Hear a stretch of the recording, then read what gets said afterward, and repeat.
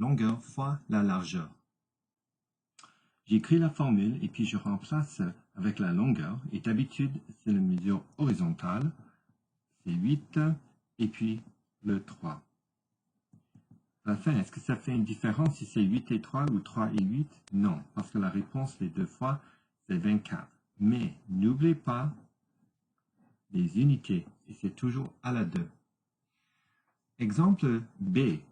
Vous avez un carré. Alors, vous pouvez utiliser cette formule, mais quand vous avez un carré, vous avez une autre. C'est C à la 2, ou C, c'est le côté. Alors, A est égal à 2 à la 2. Chaque fois que je remplace une variable, j'utilise mes parenthèses. Alors, A est égal à 4 cm². Et ça, c'est la réponse finale. Quand vous avez un triangle, je sais que l'aire est égal à base fois hauteur divisé par 2. Alors, qu'est-ce que c'est la base? La base, c'est celui qui est perpendiculaire à la hauteur. Alors, dans ce cas, c'est ceci. Alors, l'aire est égal à 10 fois. La hauteur, c'est toujours à l'intérieur et ça forme 90 degrés. Alors, ça, c'est un 4. N'oubliez pas de diviser par 2. Alors, ça, c'est égal à 40 divisé par 2.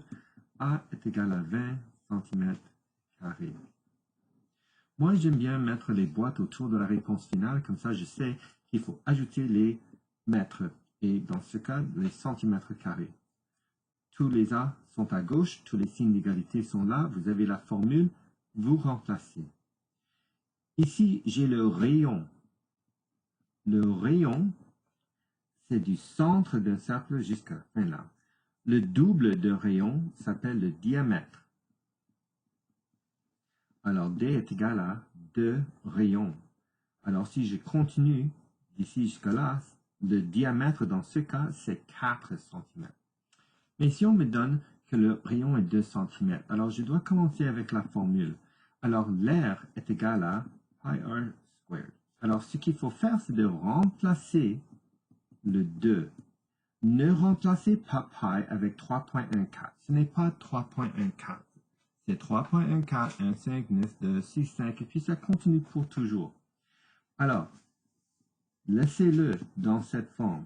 2 à la 2, c'est un 4 pi.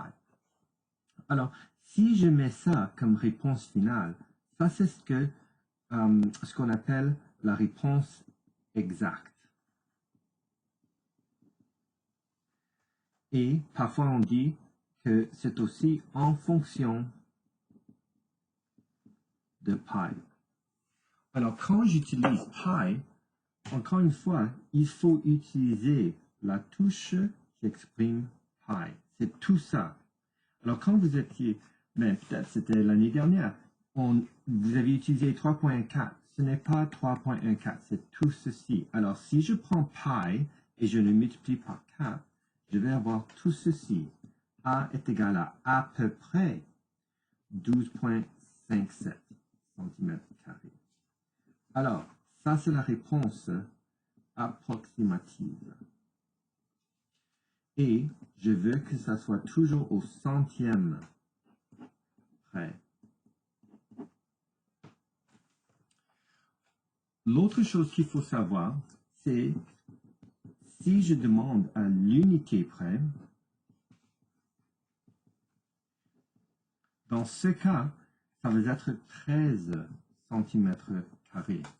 Cela veut dire que je ne veux pas avoir de décimale. Alors, ça veut dire que c'est 12.5, mais 12.6, le 5 ici devient un 10, ça devient un 13. Alors, faites attention comment vous arrondissez.